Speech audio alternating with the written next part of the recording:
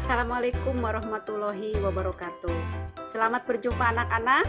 Kita bertemu lagi dengan pembelajaran IPS kelas 7 yang pada kesempatan kali ini kita akan mempelajari tentang interaksi sosial. Anak-anakku sekalian, video pembelajaran ini Ibu harapkan dapat membantu kalian dalam mempelajari materi interaksi sosial yang terdapat di dalam buku siswa kelas 7 Kemdikbud. Tujuan pembelajaran pada kegiatan pembelajaran kali ini adalah setelah kegiatan pembelajaran dilaksanakan, diharapkan kalian dapat memahami pengertian interaksi sosial, syarat-syarat interaksi sosial, dan bentuk-bentuk interaksi sosial. Manusia tidak bisa melepaskan diri dari kehidupan masyarakat, karena manusia pada hakikatnya adalah makhluk sosial. Manusia sebagai makhluk sosial dalam kehidupannya mempunyai kebutuhan-kebutuhan, baik kebutuhan material maupun kebutuhan spiritual. Kebutuhan itu bersumber dari dorongan-dorongan alamiah yang dimiliki setiap manusia sejak lahir. Dalam memenuhi semua kebutuhan hidupnya, manusia membutuhkan bantuan manusia lain, sehingga terjadilah hubungan antar orang, antar perorangan, maupun antar kelompok untuk memenuhi kebutuhan hidup manusia. Oleh karena itu, diperlukan sesuatu yang dapat mengatur perilaku manusia ketika berhubungan dengan orang lain dalam memenuhi kebutuhan hidupnya di masyarakat. Kehidupan bermasyarakat merupakan proses kehidupan bagaimana seseorang dapat bersosialisasi, berinteraksi sesuai dengan nilai-nilai dan norma yang berlaku dalam kelompok masyarakatnya. Pada dasarnya, manusia selalu berkumpul dengan manusia lain, selalu ingin bertemu, berbicara, atau ingin melakukan kegiatan-kegiatan lain dengan manusia. Melalui pergaulannya di masyarakat, manusia terbentuk makhluk sosial. Dengan demikian, anak-anak, bahwa manusia harus berinteraksi dengan sesama anggota masyarakat.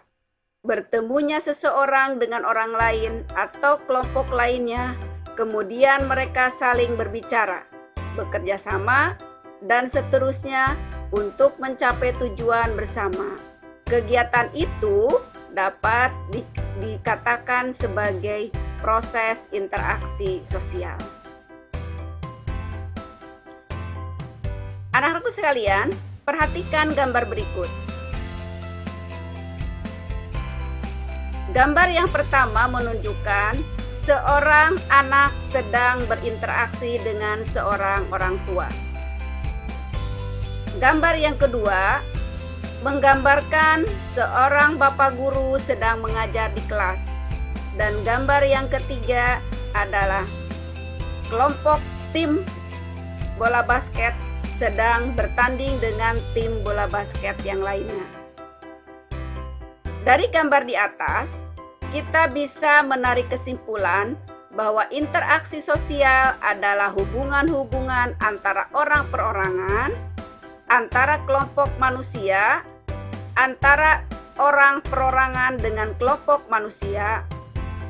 Dalam interaksi sosial, hubungan yang terjadi harus dilakukan secara timbal balik oleh kedua belah pihak. Artinya, kedua belah pihak harus saling merespon.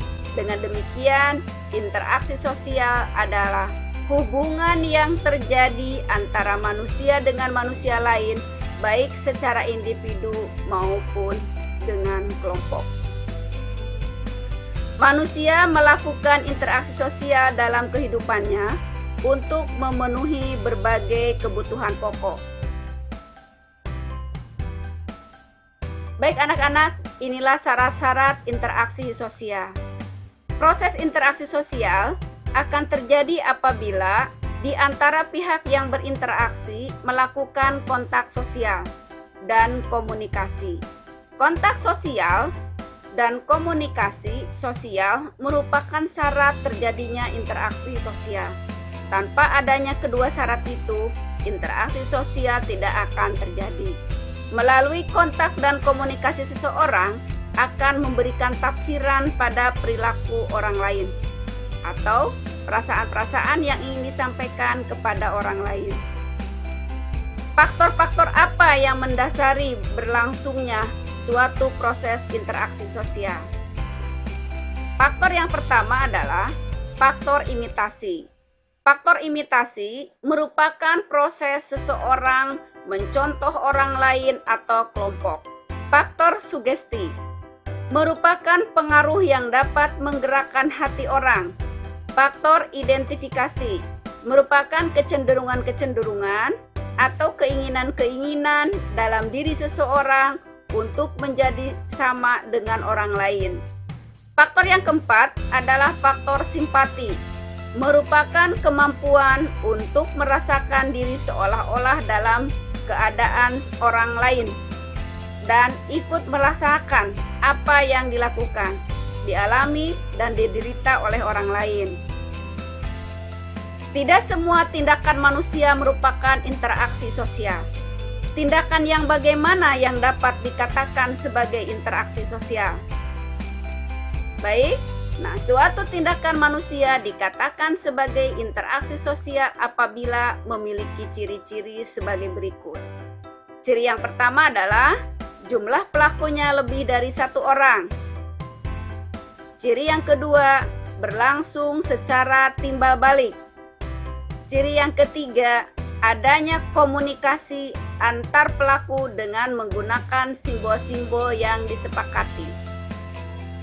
Dan ciri yang keempat, adanya tujuan tertentu. Selanjutnya anak-anak, bentuk-bentuk interaksi sosial.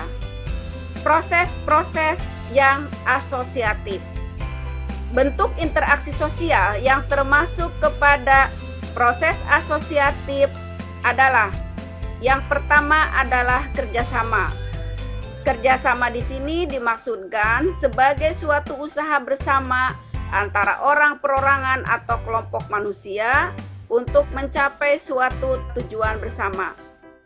Proses asosiatif yang kedua adalah akomodasi. Sebagai suatu proses, akomodasi menunjuk pada usaha-usaha manusia untuk meredakan suatu pertentangan, yaitu usaha-usaha untuk mencapai kestabilan. Yang ketiga adalah asimilasi. Asimilasi merupakan cara-cara bersikap dan bertingkah laku dalam menghadapi perbedaan untuk mencapai kesatuan dalam pikiran dan tindakan.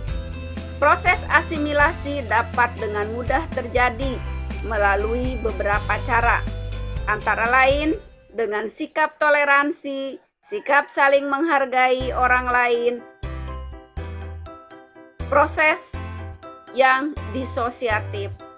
Untuk lebih lengkapnya, marilah kita simak proses-proses disosiatif. Yang pertama adalah kompetisi atau persaingan.